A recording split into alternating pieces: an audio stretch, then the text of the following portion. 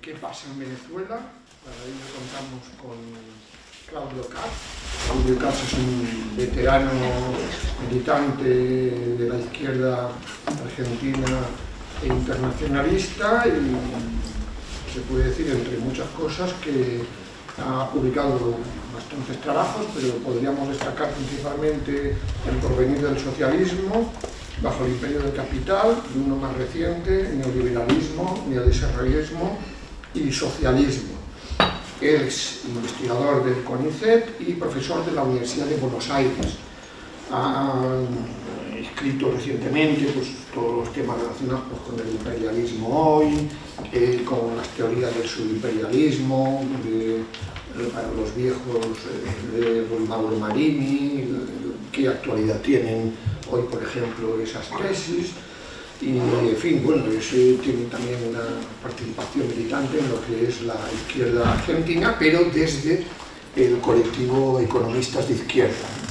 Y bueno, yo creo que con esto ya es suficiente para que puedan empezar y luego tengamos un buen debate sobre la situación en Venezuela y, por supuesto, sobre otros temas que puedan salir en relación con el mismo.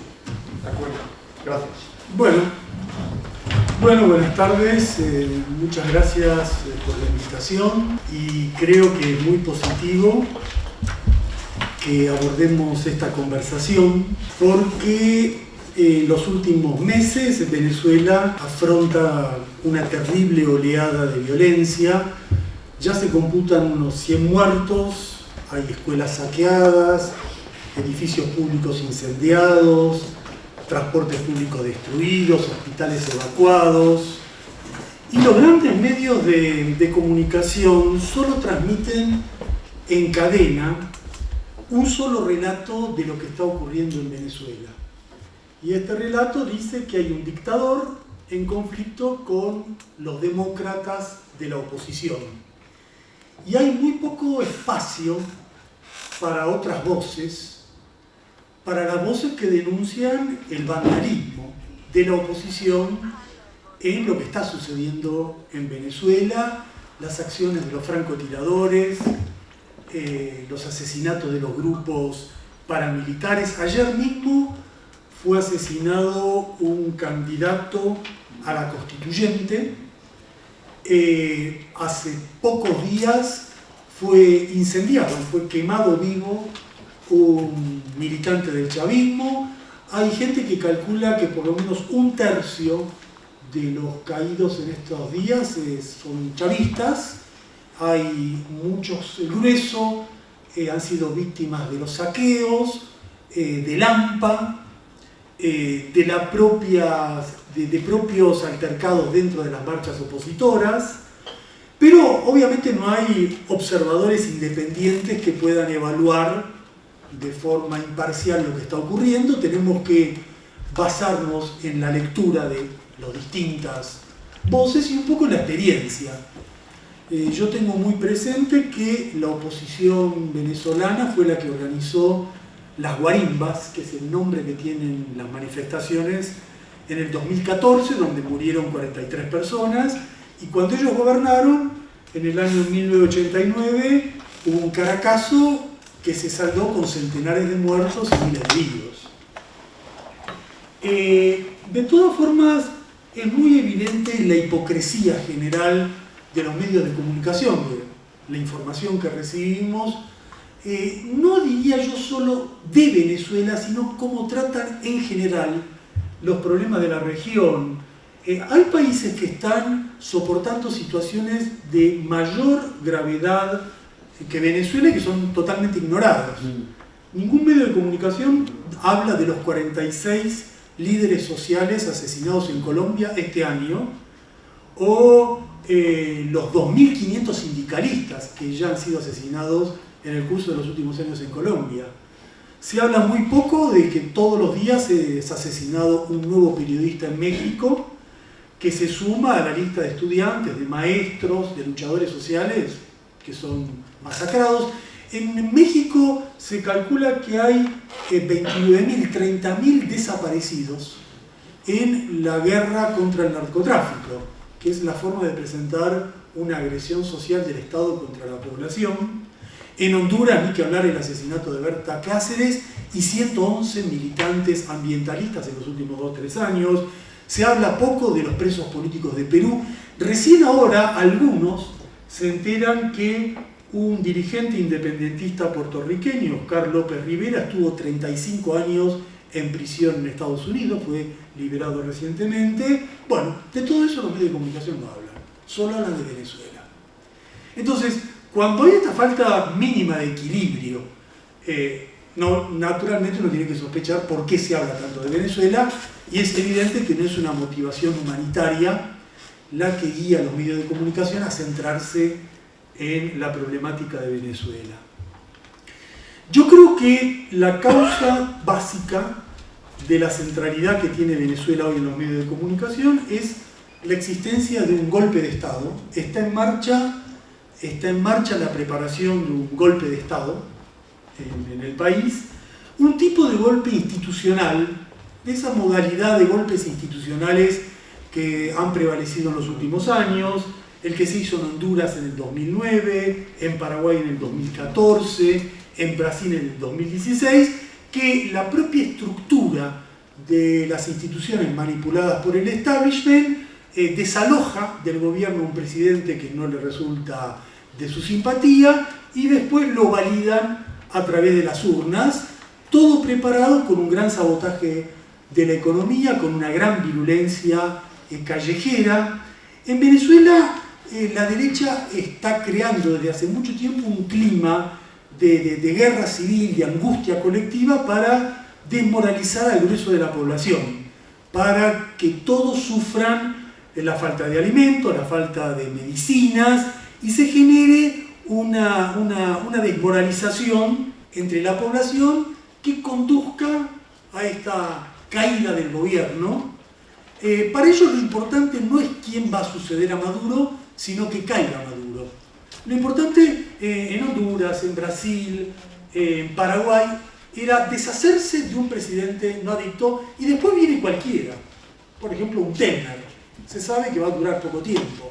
Es esa transición que manejan algún presidente de segunda hasta colocar un individuo, un mandatario que actúe en nombre explícita y en forma estable al servicio del establishment.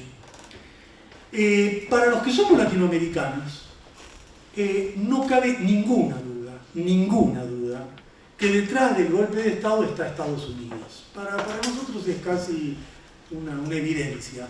Hay un golpe de Estado, hay un cambio de régimen. ¿Quién es el actor principal en el manejo de esa mutación? El imperialismo norteamericano. En el caso de Venezuela, el objetivo de Estados Unidos es más que evidente. Ellos quieren recuperar el control de la principal reserva continental de petróleo, repetir el operativo de Irak, de Libia. Total, ellos saben que una vez que repiten el operativo, una vez que Maduro está fuera de escena, ya nadie se acuerda más de Venezuela. Por ejemplo, si yo les pregunto a ustedes, o me pregunto a mí mismo, ¿quién es el presidente de Irak? ¿Quién es el presidente de Libia? Es imposible saber. Ahora, todos nos acordamos a quién tumbaron en Irak y a quién tumbaron en Libia. Lo importante es sacar al personaje y después ya los medios de comunicación. Venezuela volverá a ser para los medios de comunicación lo que fue siempre, algo irrelevante de lo cual no se habla. En el golpe imperialista contra Venezuela no necesariamente está Trump. Es una operación que viene desde antes de Trump, cuyos hilos son manejados por la CIA, cuyos hilos son manejados por el Pentágono. Hay un plan que se llama el Plan Sharps y el Plan Venezuela Freedom 2, que vienen de larga data, están muy elaborados, implican movimientos militares, paramilitares, en el terreno cultural, en el terreno de la información, en el terreno de la economía. Y Estados Unidos necesita tumbar a Maduro porque no le alcanza incluso una relación de clientes o asociados. Recuerden que Venezuela sigue siendo un proveedor importante de petróleo de Estados Unidos, tiene la empresa Citigo ahí en Estados Unidos y mantiene, hay empresas norteamericanas en la cuenca del Orinoco, mantiene una relación, pero a ellos eso les resulta insuficiente. Ellos necesitan el manejo directo y sobre todo necesitan desplazar competidores. Recuerden ustedes que China y Rusia han tenido gravitación en la economía, especialmente China en la economía venezolana, y Estados Unidos quiere deshacerse de eso. Ahora, yo diría que no Estados Unidos en general, Trump, específicamente Trump, necesita o quiere derrocar a Maduro porque eso es una pieza de toda su estrategia para América Latina. Una vez que lo desplazar a Maduro es parte del chantaje que ejerce sobre México. Construimos un muro o me das lo que yo te pido en la renegociación del Tratado de Libre Comercio, o te construyo un muro y te impido la llegada de inmigrantes, empieza una persecución sobre los inmigrantes mexicanos. Con Maduro afuera, ese chantaje es más fácil. Venezuela es el anticipo de una agresión fuerte contra Cuba, porque Trump es un hombre muy vinculado a los gusanos de Miami, lo acaba de demostrar en su reciente visita a Miami, donde hizo una alabanza a los terroristas cubanos que han intentado invadir la isla, hizo una reivindicación de Bahía de los Cochinos y está anulando o está descongelando la relación que había restablecido Obama con el gobierno cubano, está reimponiendo limitaciones a los viajes, restricciones a los negocios y sobre todo reforzando el embargo. Desplazar a Maduro es clave para la política estadounidense en materia militar en dos países, Brasil y Argentina. Por primera vez en décadas, no sé si décadas, pero 2 décadas sí, se han producido ejercicios militares conjuntos de Brasil y Estados Unidos en la zona de la Amazonía. Algo que el gobierno brasileño anterior resistía en forma evidente. Recuerden ustedes que Estados Unidos tiene 6 bases militares en Colombia, que el Amazonas es el gran recurso natural y Brasil intentaba custodiarlo.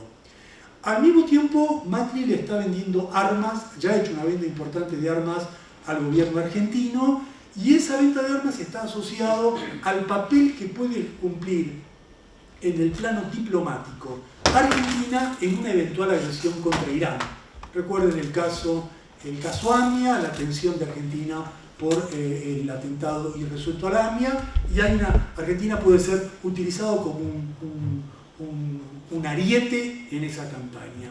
Por lo tanto, hay objetivos estratégicos del imperialismo, hay objetivos específicos de Trump, y el segundo gran actor golpista en Venezuela es el establishment latinoamericano, la clase dominante latinoamericana, que quiere derrocar a Maduro, porque la caída de Maduro yo creo que es el gran test de la restauración conservadora que empezó hace pocos años, ¿no? La restauración conservadora que empezó con el golpe en Brasil, con el triunfo electoral de Macri en Argentina. Bueno, si esa restauración se va a consolidar o no va a poder consolidarse, depende en gran medida de lo que ocurra en Venezuela. Si cae Maduro, bueno, va a haber un triunfo reaccionario muy importante, va a haber una sensación de derrota entre todos los sectores progresistas muy importante, y la sensación de impotencia frente a la derecha. Hay una fecha clave entre el 2018 y el 2019. Hay elecciones presidenciales en Brasil, en México y en Argentina. En Brasil hay que proscribir a Lula, hay que impedir que vuelva el PT, en Argentina hay que lograr que Macri vuelva a ganar las elecciones, en México hay que frustrar cualquier intento de López Obrador, y para que eso ocurra, para que la derecha estabilice un giro neoliberal en toda la región, Venezuela tiene que caer. Por lo tanto, Estados Unidos, la clase dominante latinoamericana y por supuesto la burguesía venezolana, que no soporta desde hace más de una década la presencia del chavismo en el gobierno, la pérdida de privilegios que eso significó y la transformación política, cultural que ha introducido el chavismo en la vida venezolana. ellos piden restauración, exigen la restauración y están embarcados duramente en ese proceso. ¿En qué punto estamos? ¿Quién está ganando? ¿Está ganando la derecha? ¿Está resistiendo el gobierno? ¿Cuál es la balanza hoy? Uno podría decir que el intento golpista que calculó la derecha tal como lo calculó, no le salió. Ellos a esta altura del partido ya pensaban que Maduro era historia pasada. No tomaron en cuenta dos factores. El primero es que pese a la situación económica de terror que existe hoy en día en Venezuela, pese a eso no hay ningún sector popular significativo que se haya adherido a las marchas de los golpistas y que tenga incluso alguna solidaridad.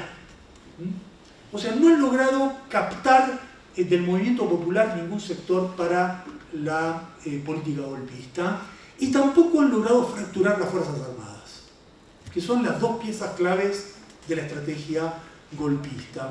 Los episodios están buscando, de hace mucho tiempo están buscando algo en las Fuerzas Armadas, operativos todos los días, alguna bomba en los cuarteles, el asesinato de algún gendarme no afín a ellos, el secuestro de un helicóptero el otro día, pero hasta ahora no se ha quebrado las Fuerzas Armadas.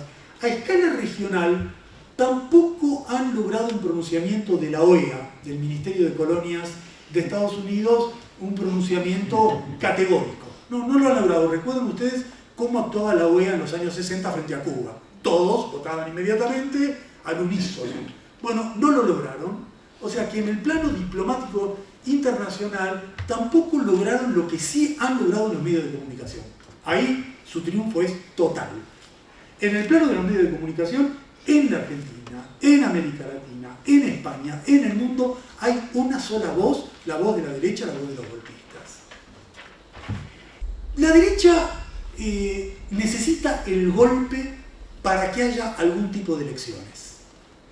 Ellos dicen que quieren elecciones libres, que se vote y que gane el que tiene que ganar y que haya un sistema genuino por el cual el más votado gobierna. Pero si uno revisa cómo actúa la derecha venezolana, va a notar que bajo el chavismo, ya llevamos muchos años, hubo 19 elecciones. De las 19 elecciones, los chavistas ganaron 17 y perdieron 2. Las 2 que perdieron, reconocieron inmediatamente que perdieron. Las 17 que ganó el chavismo, la derecha no lo reconoció nunca. O sea, la derecha solo reconoce sus triunfos. Y cuando pierden, no lo reconocen. Lo ha demostrado la conducta en la Asamblea Nacional. Ganaron la última elección, están en la Asamblea Nacional. La Asamblea Nacional lo primero que dijo es: derrocamos a Maduro, de forma explícita. No reconocemos al gobierno de Maduro. No dijeron: esperamos hasta las elecciones generales del 2018. Dijeron: no, se acabó el gobierno de Maduro. Esta es la conducta de la derecha. Para la derecha, la elección es un detalle, es un comodín al final. Ellos primero conquistan el poder, manejan el poder y después hacen una elección que la tienen ganada. Hacen elecciones tipo Colombia. En Colombia se vota. Se vota en un sistema de terror. En Honduras se vota en un sistema de terror.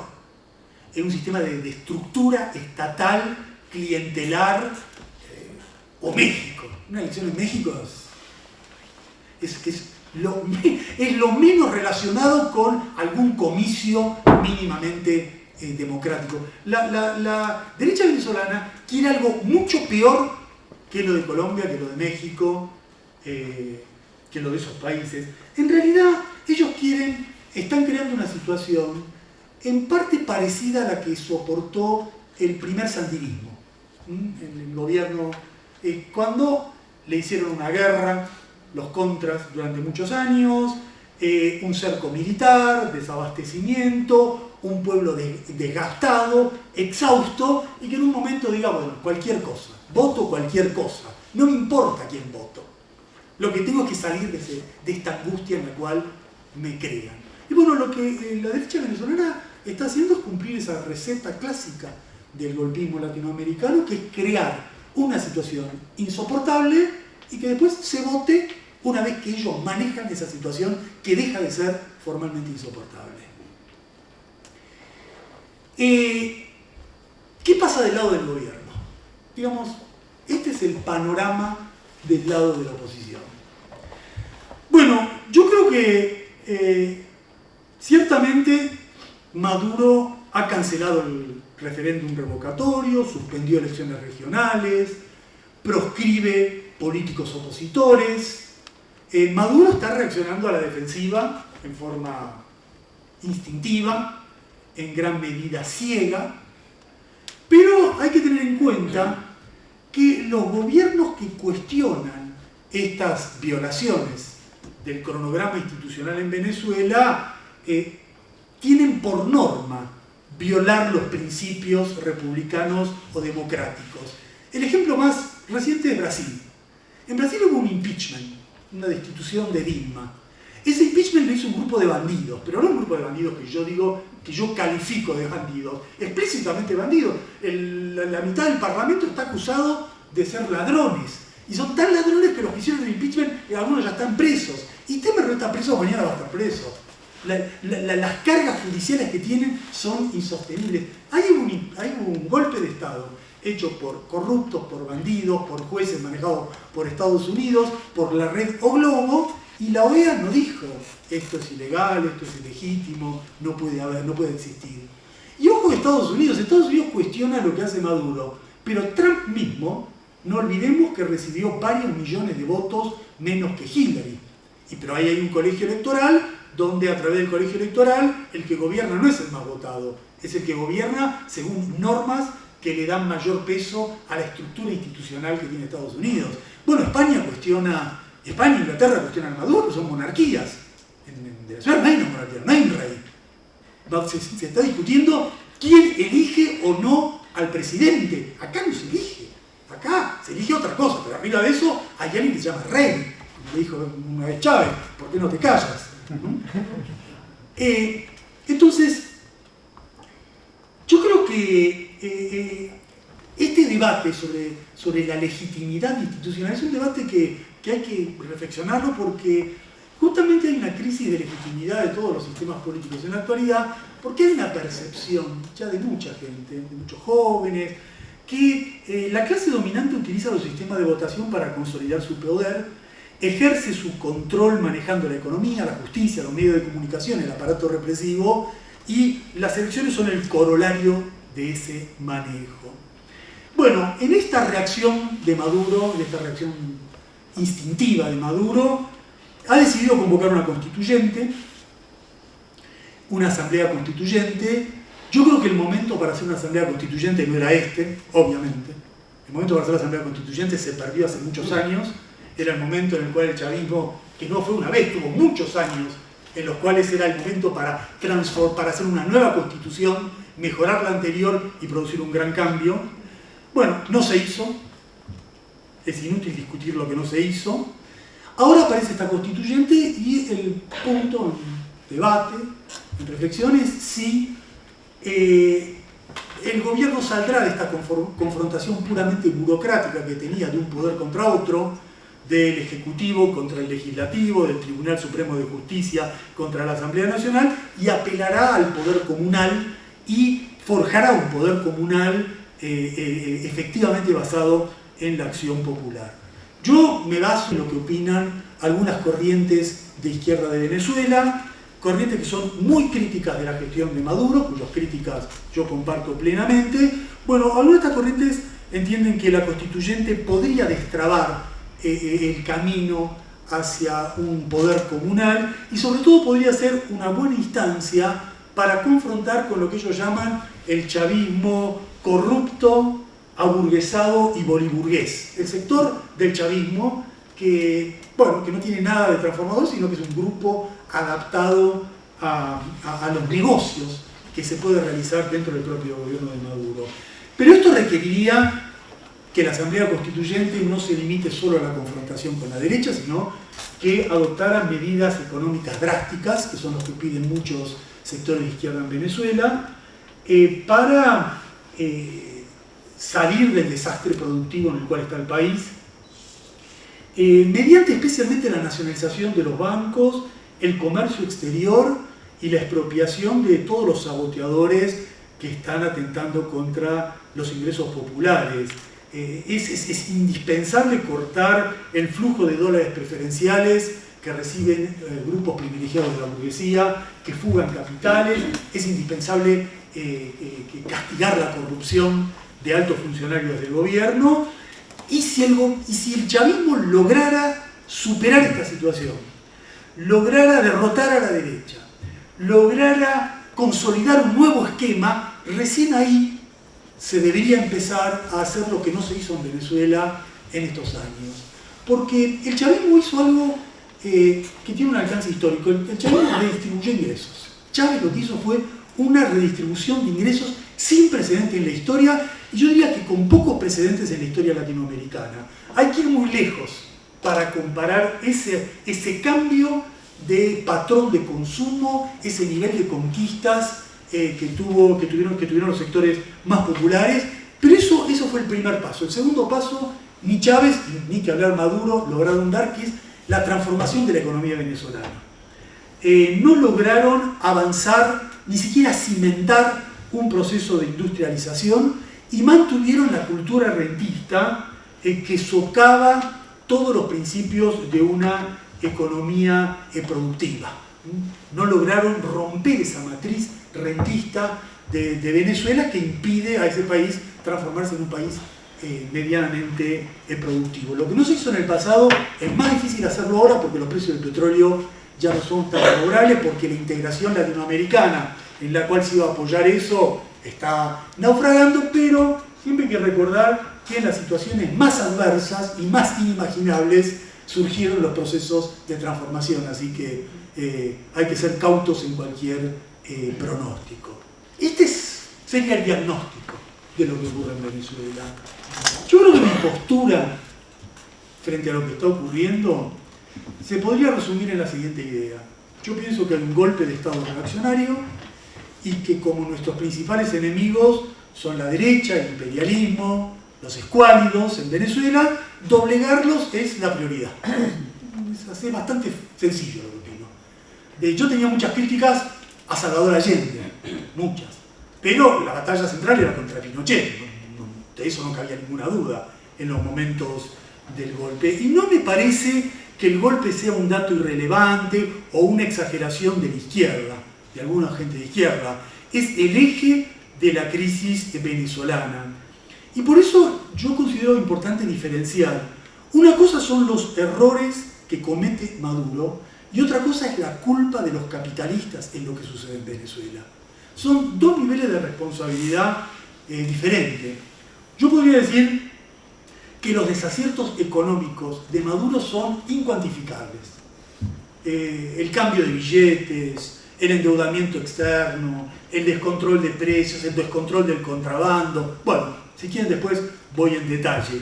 Pero el desplome de la economía no está causado por eso.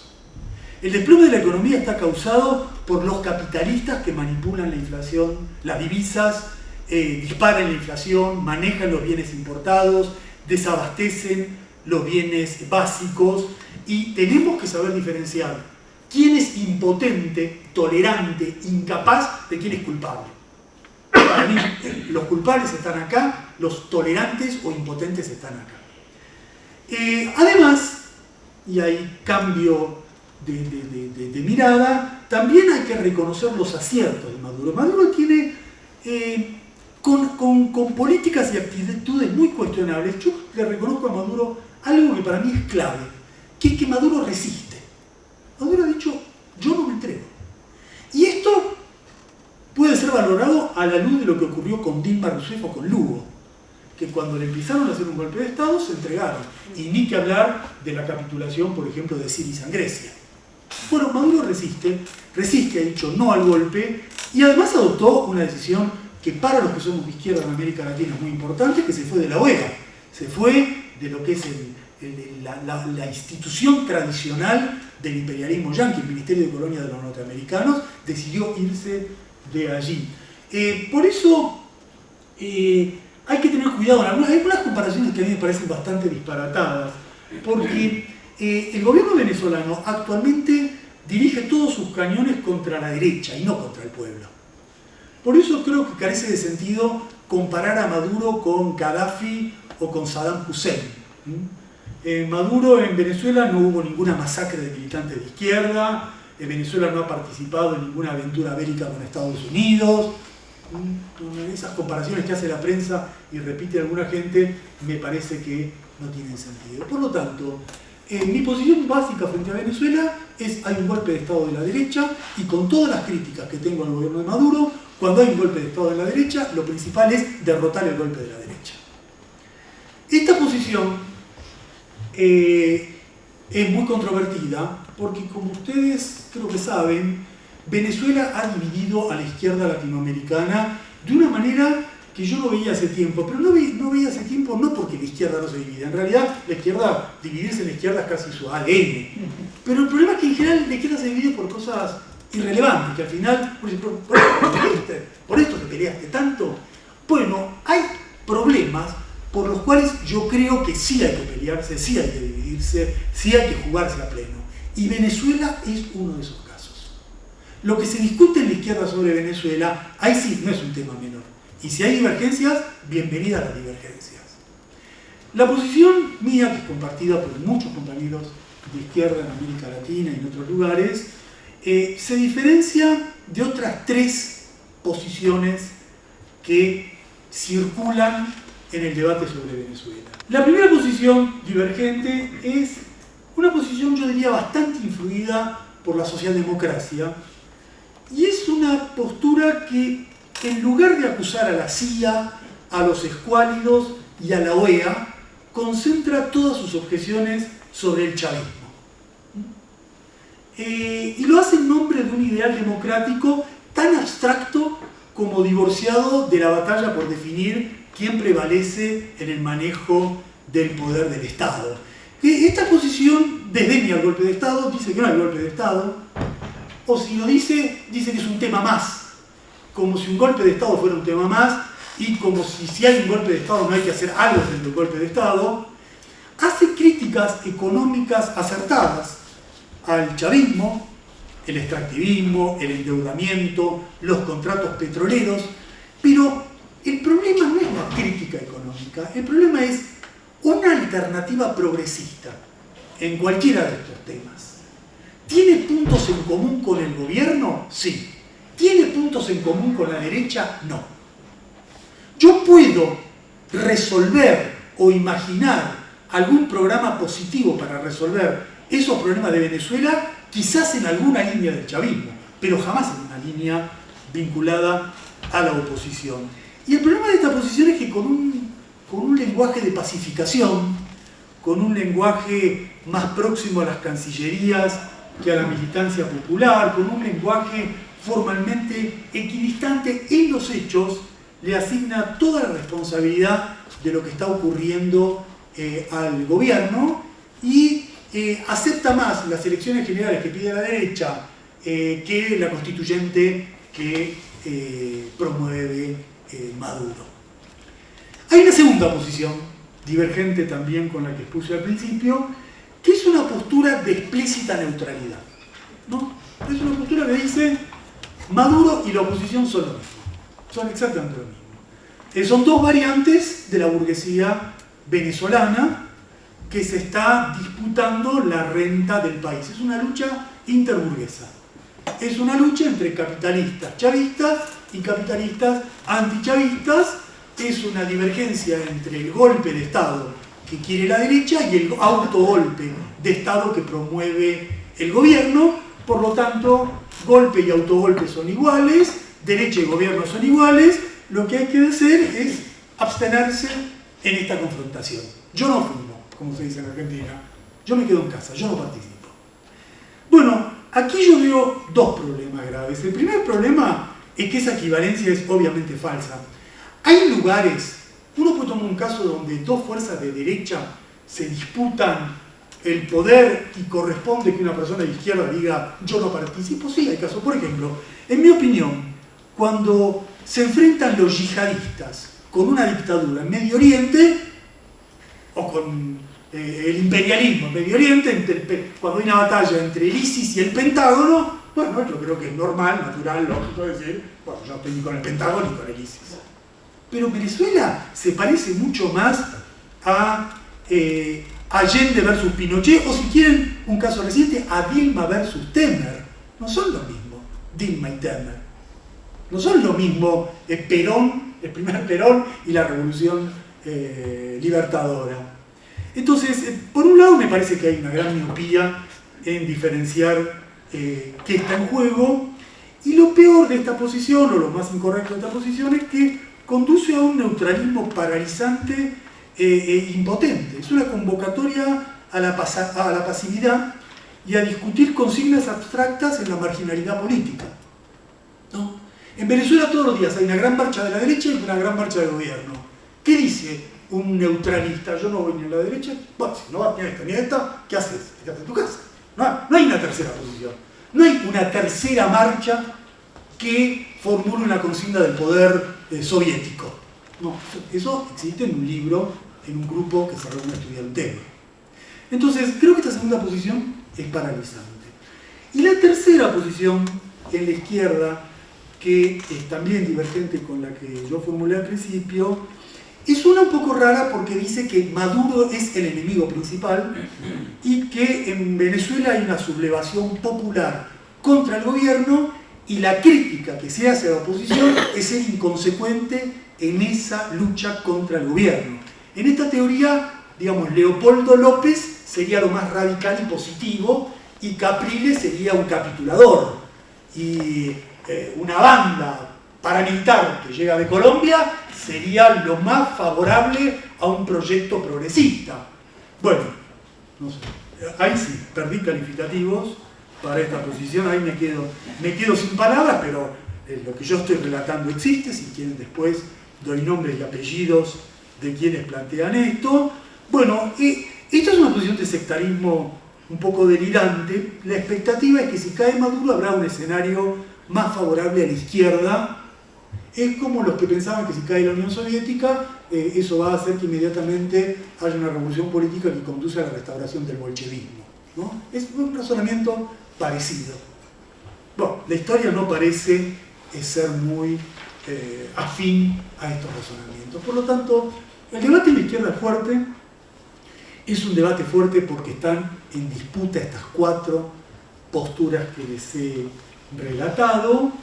Es un debate que involucra a todo el pensamiento de la izquierda latinoamericana, y es tan fuerte que produjo ya dos manifiestos firmados, yo diría que por la casi totalidad de los intelectuales de cierto peso en América Latina. Hubo un primer manifiesto que responsabilizaba al gobierno de la crisis, más en la línea de la primera objeción que yo señalé aquí, y hubo un segundo manifiesto, contramanifiesto, más en la línea que yo expuse al principio, la que yo suscribo, y bueno, hay un amplio número de firmantes en las dos manifiestos, y eso un poco indica el tono del debate intelectual latinoamericano actual. En la segunda, en la que yo firmé, hay una convergencia importante de distintos sectores de la izquierda con sectores del nacionalismo antiimperialista de América Latina, y en mi opinión recupera las tradiciones revolucionarias más sustanciales de América Latina. Así que bueno, hasta aquí llegué. Yo sé que Venezuela suscita discusiones muy importantes aquí, estoy hace 2 o 3 días, prendí el televisor y ya me di cuenta, prendí la televisión y me parece que estaba en Argentina, o les decís la verdad, peor que en Argentina, ¿no? Por lo que vi. Es decir, Venezuela es motivo de debate aquí también, pero bueno, en eso yo más bien voy a escuchar la opinión de ustedes y lo que ustedes tengan para comentar, y seguramente haremos un intercambio. Y bueno, por lo tanto, muchas gracias de nuevo por la invitación, y de nuevo felicitaciones por esta actividad.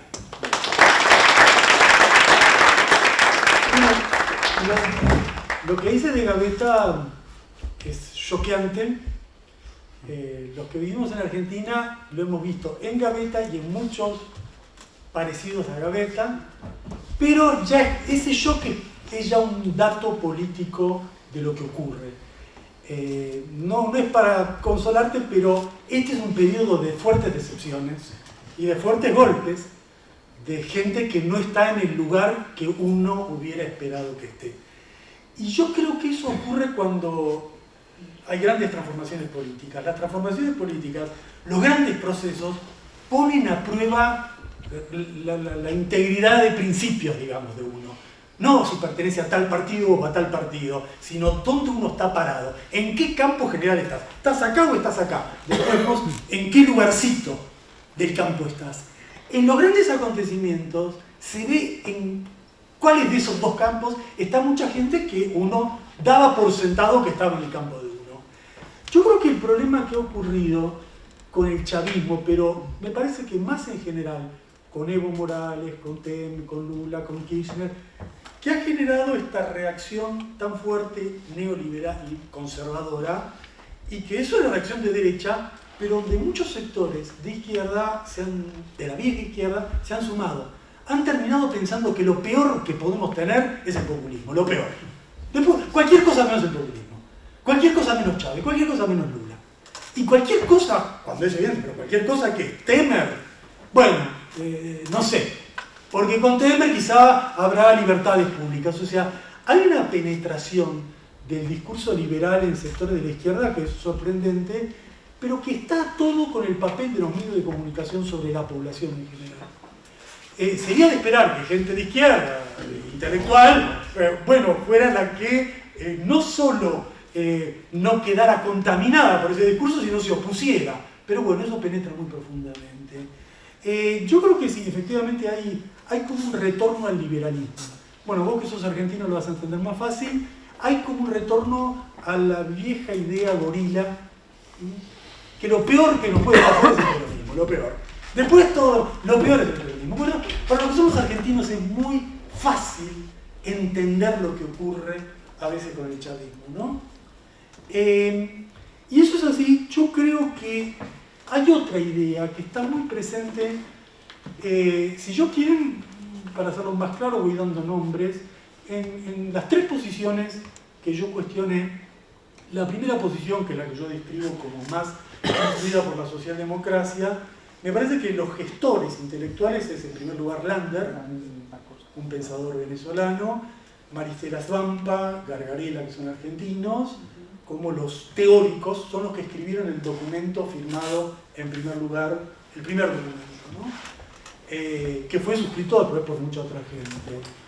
Y viendo las reacciones de ellos más recientes a partir de todos los debates, noté que la idea central que guía, tenemos que terminar con esto de Maduro, es el peligro de que se llegue a una situación como en Cuba.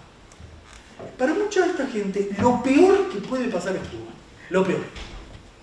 O sea, eso es peor a que caiga Maduro, venga la derecha y, no sé, haya un típico gobierno latinoamericano.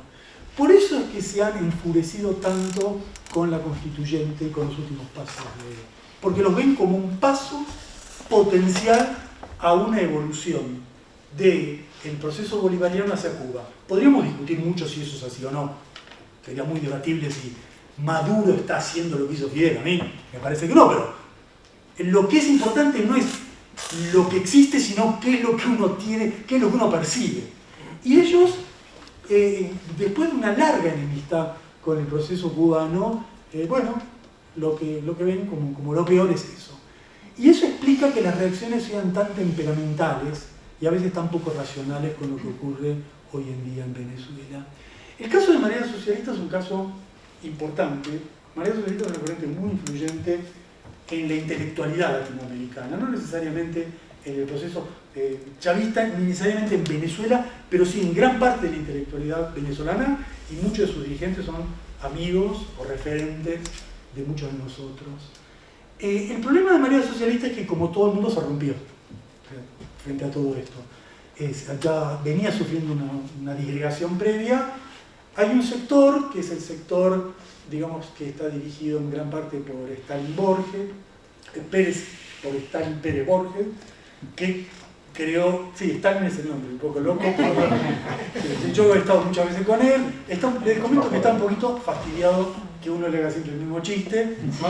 Imagínense que lo primero que hace cuando uno conoce a Stalin es hacer alguna ocurrencia y él te mira como diciendo, llevo 60 años escuchando lo mismo, ¿no? Pero bueno, él dirige una corriente en Venezuela afín a la primera posición, a la que puse yo, ¿no? Y esa ha sido su divergencia con Marea Socialista, de la cual era parte de eso. Lucha, ¿no? Se llama Lucha, ¿no? Lucha, se llama Lucha.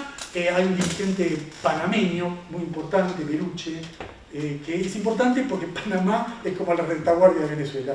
Lo que eran los gusanos que se iban a Miami en los años 60, ahora son los escuálidos que se van a Panamá. Y Panamá es como la retaguardia.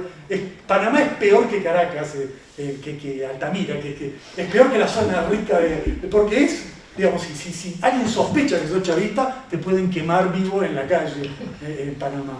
Bueno, hay toda una corriente de este tipo que, bueno, plantean básicamente el punto de divergencia si se participa o no en la Asamblea Constituyente. Se concreta en eso. Esta corriente dice hay que participar en la Asamblea Constituyente, la corriente de Marea Oficial dice que no hay que participar. Marea tiene una posición afín a la de Lander y a la de Lampa. Afín, no necesariamente igual. Pero su visión es muy semejante en el sentido que acá son igualmente enemigos el gobierno y la oposición, y que lo mejor que le puede pasar a Venezuela es que hagan un acuerdo entre ellos, se pacifique, haya elecciones generales y pase algo para cualquier persona que vive en la tierra, pase algo, es que gana la derecha. Entonces cuando uno dice, bueno, que pase algo, gane la derecha, y bueno, te dirán, bueno, como diciendo, y bueno, así es. O sea, es muy difícil en Marea Socialista sostener las consecuencias de lo que ellos dicen. Si acá estarían, yo diría, muy bien, muy lindo. ¿Qué pasa si sucede lo que vos estás planteando? ¿Qué va a ocurrir? ¿Qué es previsible que ocurra? ¿Que Marea Socialista gane la presidencia de Venezuela o que la derecha gane la presidencia de Venezuela? Bueno, la derecha. Ellos te dirán que eso no es peor que se mantenga el chavismo. Bueno, hay gente que pensamos que si gana la derecha puede haber un cementerio de chavistas, como hubo en Colombia. Colombia, recuerden que hace 60 años, ya no sé cuánto, con el asesinato de Gaitán, empezó 40 años de masacre. Y si uno conoce, si uno tiene alguna idea de lo que es un escuálido, es Hitler, es el fascismo. Este López que acaban de liberar es un fascista. No es, bueno, hay una idea un poquito edulcorada de lo que es esta gente. Venezuela, es importante además esto tenerlo en términos, América Latina es la región con mayores tasas de homicidios del mundo. Y Caracas es la ciudad de mayor tasa de homicidio de América Latina. Es la ciudad más violenta de América Latina. Es una ciudad, efectivamente, muy peligrosa. Eso no tiene que ver ni con el chavismo, eso viene de la historia. Por lo tanto, asesinar gente, si vos ves la tasa de asesinatos cotidianos en Venezuela, no es una sorpresa. Pero el nivel de asesinatos que hay es una noticia todos los días. Murió, mataron a uno. Como quien conversa, ¿qué pasó ayer? Mataron a Juancito. Esto es lo que está haciendo la derecha en Venezuela. Entonces, mi crítica a Marea Socialista es a lo que conduce la oposición. Y hay ahora una divergencia. El principal dirigente de ellos siempre se llama Nickmer Evans, que es como una figura pública. Hay muchos cuestionamientos ahí porque, a diferencia de Marea, en forma que no está muy clara, él sí ha tenido reuniones con el MUD. El MUD es la derecha, que hasta cierto punto es la consecuencia lógica de esa posición. Si yo creo que lo mejor que le puede pasar al país es que haya elecciones generales, y la que pide elecciones generales es el MUD, me reúno con el MUD y pido elecciones generales. Este es el problema que yo veo en la postura de Marea Socialista. Evidentemente, el punto más crítico de Maduro yo lo veo en el terreno político, está en el verticalismo que hay en el PSUV, que es el partido del verticalismo, la burocracia, el bloqueo a la formación, el bloqueo a la izquierda chavista que trata ahí de enderezar el rumbo, bueno, no puede enderezar ese rumbo. Bueno, pero esa es la contradicción en la cual nos encontramos. Uno siempre tiene que posicionarse frente a algo que no le va a gustar. El que imagina que va a llegar a la política y va a encontrar lo que le gusta, no es así. Uno tiene un escenario y lo que tiene que tratar de hacer es caracterizar lo que ocurre y definir una posición para ¿qué sería lo mejor para Venezuela? No me cabe duda que el golpe de Estado es lo peor para Venezuela. Por eso tengo esa posición. Y finalmente, lo del ALBA. Mirá, lo del ALBA fue el gran proyecto de Chávez. Para mí, el gran proyecto porque trascendió a Venezuela, porque tuvo una idea revolucionaria que era el intercambio comercial solidario, porque después generó un movimiento político latinoamericano con una perspectiva explícitamente antiimperialista, socialista. Una especie, el ALBA intentó ser algo así como la prolongación actual de la tricontinental, algo así como la OLAS de los años del siglo XXI, el proyecto de la Revolución Cubana. Lo que ocurre que yo creo que, primero que existe, ahora me parece que hay una idea bastante interesante en lo que hace Estedile es el dirigente de los movimientos Sin Tierra de Brasil. El movimiento de los Sin Tierra en Brasil y el ALBA, de hecho, trabajan conjuntamente y han creado la base de un movimiento latinoamericanista por abajo muy interesante, o sea, está presente, no tiene la fuerza del ALBA, pero es una cierta continuidad. Yo solo objetaría una cosa clave al ALBA. En el ALBA se proyectaron todos los defectos económicos del chavismo. Y el principal defecto económico del chavismo fue no romper con la cultura rentista del país. O sea, Venezuela se encontró siempre en un problema muy difícil, que es, Venezuela no es un país, el típico país pobre que no tiene plata. Entonces, ¿cómo construirse el socialismo en un país que tiene plata, pero no sabe producir esa plata porque lo que tiene es petróleo y una cultura de renta? Entonces, yo creo que el ALBA debería ser planteado en conexión con un proceso de trabajo productivo y de industrialización más racional en Venezuela. Y eso no ocurrió, no hubo una restauración, una construcción de una cultura de la producción en la industria y en el agro. Por ejemplo, tampoco se logró en Venezuela importa el 80% de los alimentos, y tampoco se logró recrear un proceso de cultivo. Y el movimiento de los Sin Tierra llevó sus experiencias, bueno, no alcanzó. Hay un clima de coincidencia donde yo diría que lo más complicado es hacer un pronóstico.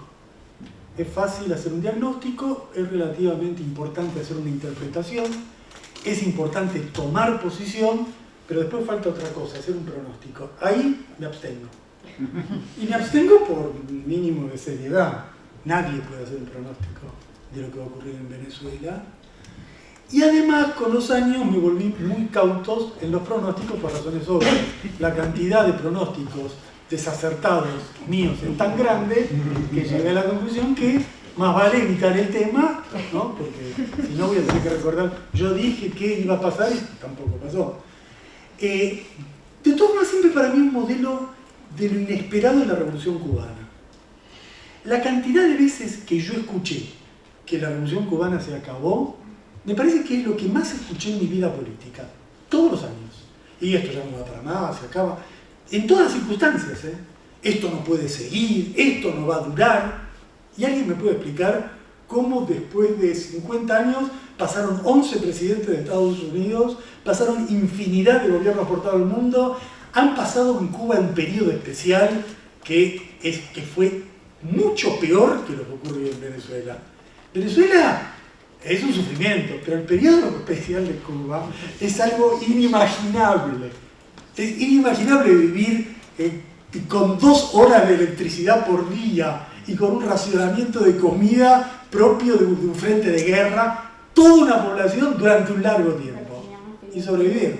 Tenían a Fidel vivo. Claro, sí, no, por supuesto, no, yo no lo estoy. Si Chávez estuviera vivo, no lo sé. Lo que yo tomo es como una idea de que no hay que ser cuidadosos con los pronósticos. Lo tomo lo de Cuba para eso.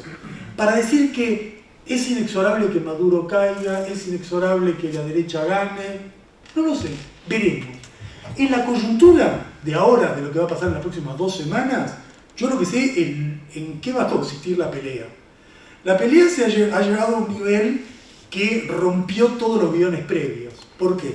Porque el domingo que viene, no el otro domingo, la derecha ha convocado un plebiscito, o sea, si de la mañana a la noche va a haber un plebiscito en Venezuela. En la derecha lo que quieren es que ese acto de fuerza pese, que el día de la constituyente haya un gran caos en el país, un gran despelote con muchas guarimbas, y si eso les sale bien, declarar un gobierno paralelo en forma explícita, decir que el presidente es López o Capriles, incluso situarlo en Táchira o en Colombia, e inmediatamente lograr un reconocimiento internacional.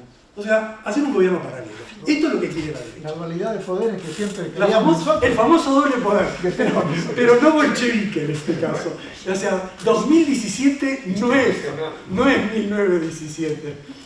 ¿Qué quiere el gobierno? Bueno, el gobierno lo que quiere, obviamente, es evitar eso, y para hacer eso, hace maniobras un poquito, digamos, insólitas para calificarlo de la mejor manera. Por ejemplo, liberar a López bajo la intermediación de Rajoy, no de Zapatero. O sea, hay tantos negocios españoles esperando en España.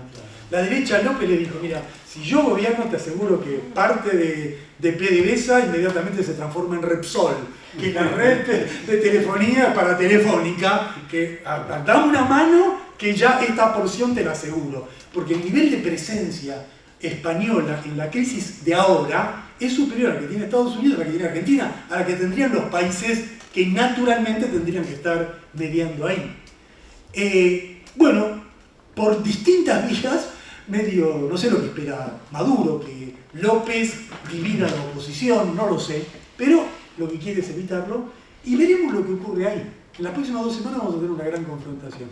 ¿Quién la va a ganar? No tengo la menor idea. Yo creo que lo más importante es definir en qué campo uno debería tratar de construir lo que se pueda construir. Lo que ustedes dicen. Que es, obviamente, un programa contra la corrupción, contra la boliburguesía, por la nacionalización de la banca, por el inmediato castigo de los militares corruptos. Pero mira, si la derecha sí que te ofrece más corrupción.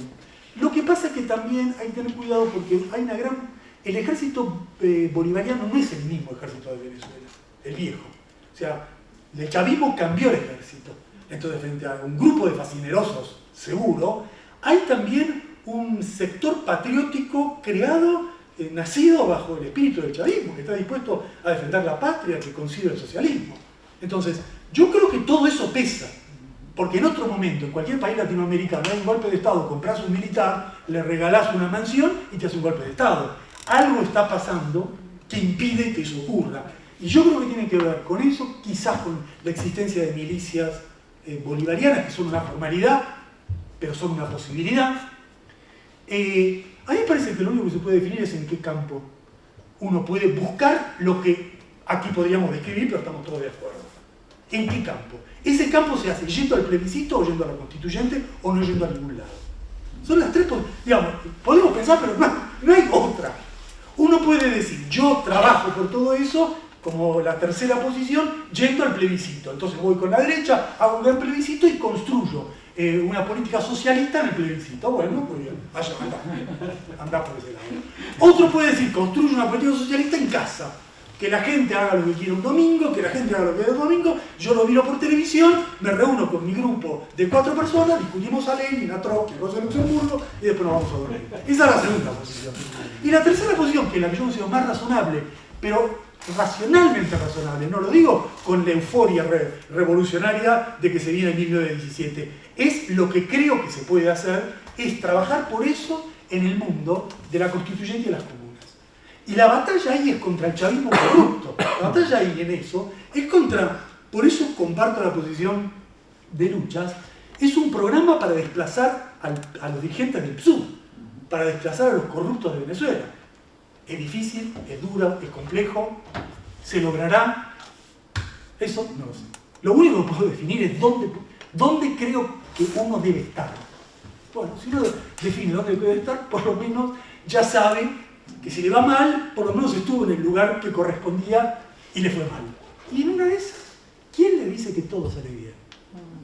¿Quién le dice? En una de esas, hasta sale bien. Bueno.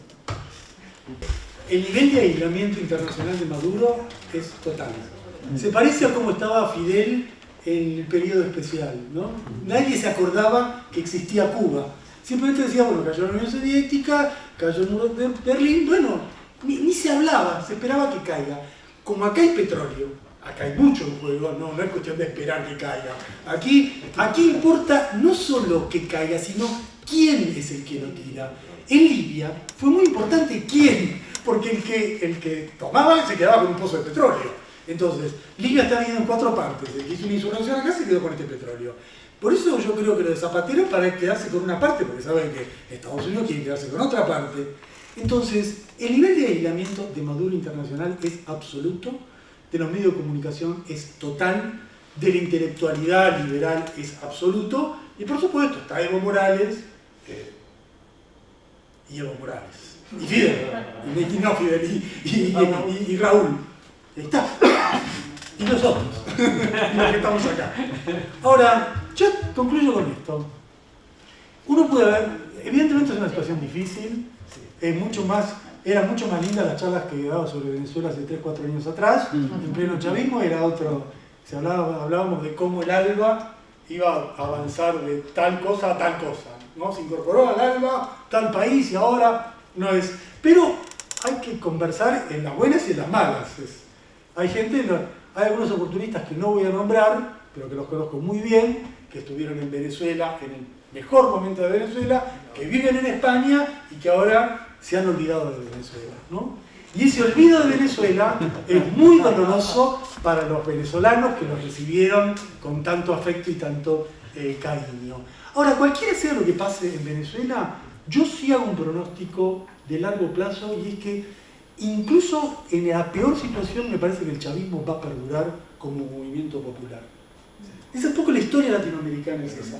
Después de un periodo como el chavismo, después de lo que esa transformación que produjo en las masas populares, pase lo que pase, eso quedó.